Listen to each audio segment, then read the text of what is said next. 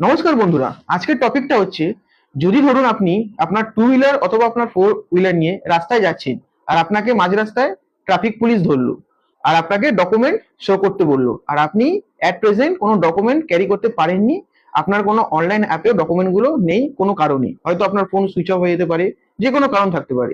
তো সেই ক্ষেত্রে আপনি কি করতে পারেন?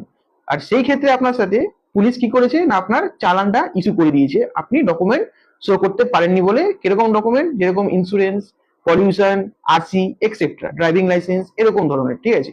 তো সেই ক্ষেত্রে আপনি কি করতে পারেন? তো বন্ধুরা, rule 139 of central motor vehicle act 1989 এর অনুযায়ী এটা বলা আছে যে উইথিন 15 ডেজ এর মধ্যে আপনি আপনার লোকাল আরটিও তে গিয়ে যেই যে ডকুমেন্টের জন্য আপনার চালানটা ইস্যু করা হয়েছে সেই ডকুমেন্ট গুলোকে সাবমিট করুন, শো করুন, আর আপনি আপনার চালানটাকে ক্যান্সেলও করিয়ে আসতে পারেন।